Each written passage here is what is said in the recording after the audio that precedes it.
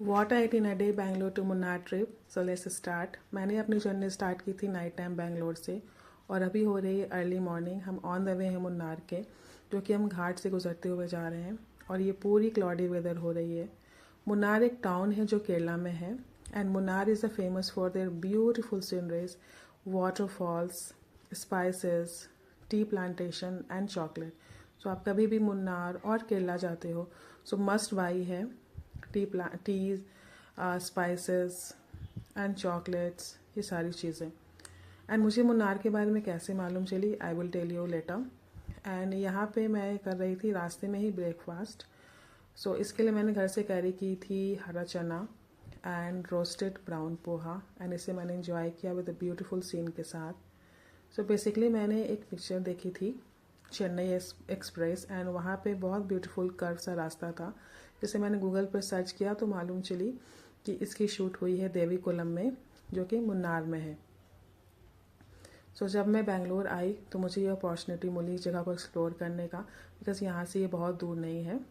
And ये मेरी second visit है. First time 2 years back I guess हमने एक्सप्लोर किया था और इसी जगह के आसपास में ही चेन्नई एक्सप्रेस मूवी की शूट हुई थी, जैसे कि आप देख सकते हो.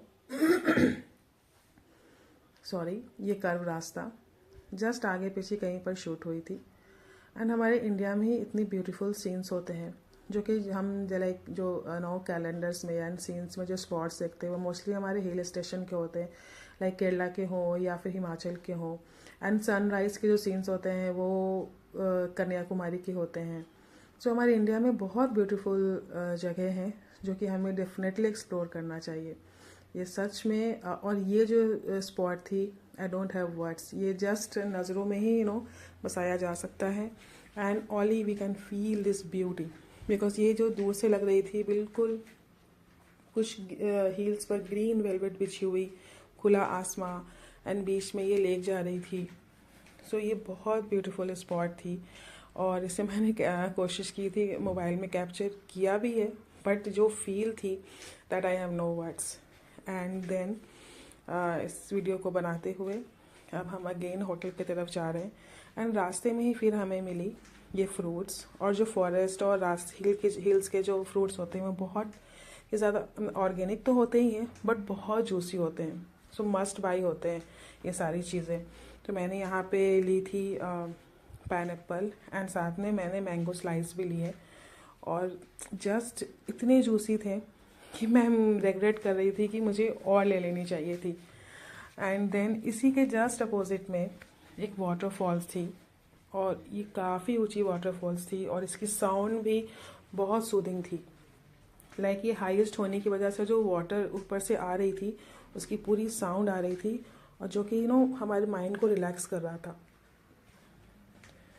सो इससे मैंने अगेन इस ब्यूटीफुल व्यूज़ को कैप्चर किया और इसकी इंडिविजुअल मैंने इसकी नेचुरल साउंड के साथ मैंने इसे इंस्टाग्राम पे भी अपलोड किया था.